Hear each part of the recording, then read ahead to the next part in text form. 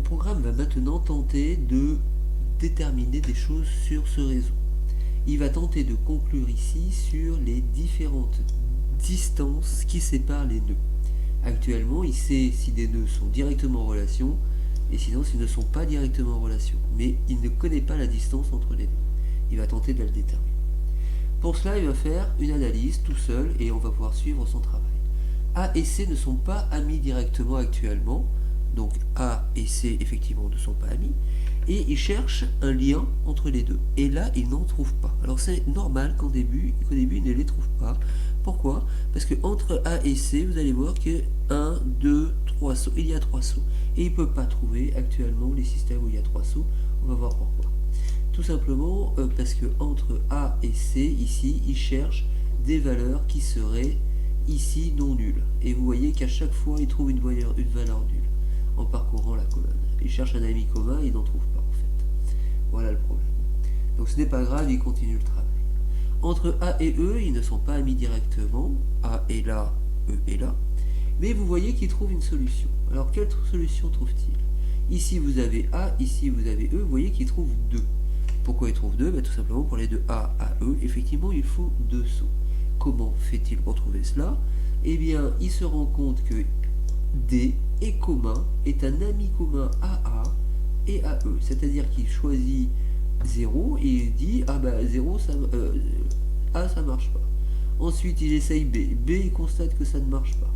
Ensuite il essaye C, ça ne marche pas parce que C ne connaît pas A. Ensuite il essaye D et là, ah, coup de bol, D connaît et A et E. Donc il en conclut qu'en 2 sauts, il peut aller de A à E. Et il le note ici. Et évidemment, du coup, il le note là. Il continue le travail. B et C ne sont pas amis directement. Vous voyez que B et C ne sont pas amis directement. Mais il ne peut pas trouver ici de lien. Pourquoi? Tout simplement parce que B et C sont là. Il ne trouve pas actuellement un ami commun aux deux. Vous voyez qu'à chaque fois, il y a un 0 ici qui vient l'embêter. Donc c'est pas grave. Il met ça.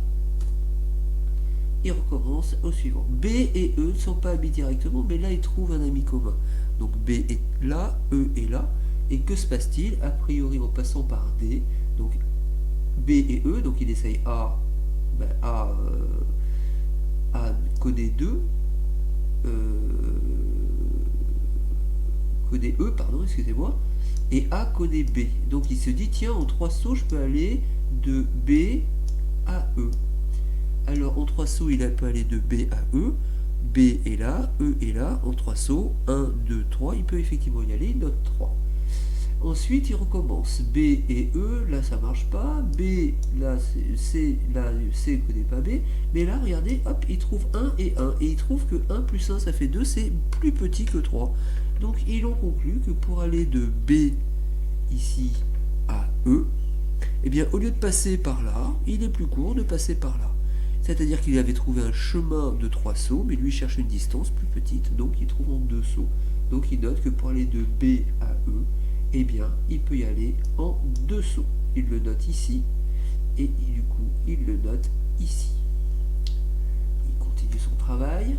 C et D ne sont pas amis directement, mais le lien est trouvé. Donc entre C et D.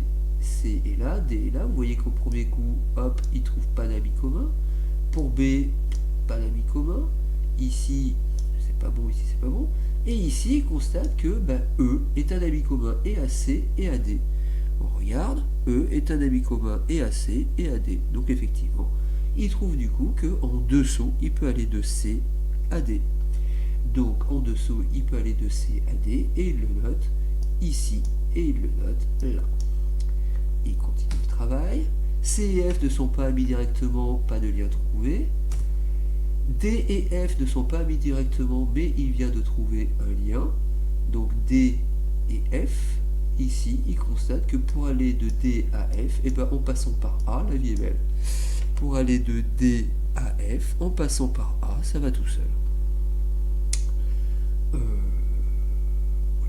D à F, ouais. Et il pourrait trouver la même chose d'ailleurs en passant par B. Voilà, bon, ça c'est un détail. Donc il va constater que de D à F, il y a une distance de 2, et il va le noter ici. D, il est là. Pour aller à F, il note 2, et du coup, il le note ici, pour les deux F à D. Hop là. E et F ne sont pas amis directement, mais il a trouvé un lien entre E et F. Alors que se passe-t-il? Il prend la colonne de E, il prend la colonne de F, il se rend compte qu'il peut aller en deux sauts de E à A, puis en un saut de A à F. Il peut aller à B, sinon, ça va faire exactement pareil. Et puis, il note sinon qu'il peut aller de D à E, et puis après, d'aller de E à F en deux sauts. Dans tous les cas de figure, il se rend compte que 2 plus 1 ou 1 plus 2, c'est pareil, ça fait 3.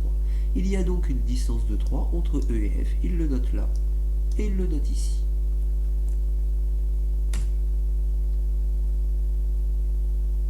A à C ne sont pas amis directement, donc A est là, C est là.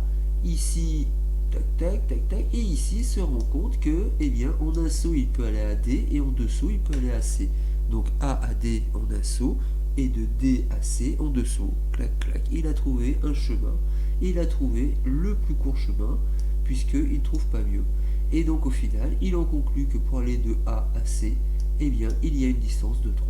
Qu'une note là et là. B et C ne sont pas amis directement, un lien est trouvé, donc B est là, C est là, et vous voyez que dans un premier temps, il va probablement trouver un chemin de 4 sauts. B à C, donc pour aller de B à C, il a trouvé 4 sauts, 1, 2, 3, 4. Mais vous allez voir qu'en parcourant, il trouve ici qu'en 2 sauts, il peut aller de B à C. Effectivement, il peut passer comme ça directement.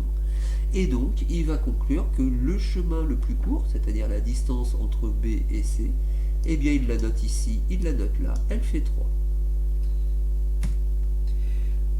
Au final, il a fini de compléter complètement le tableau. Alors, j'ai oublié de la dernière là. Pour aller de C à F, ça va être le chemin le plus haut en fait. Pour aller de C à F, eh bien, ça devient un peu plus compliqué. Alors, on va regarder ce qui se passe. Ici, en 3 sauts, il se rend à A, et après, il arrive sur F.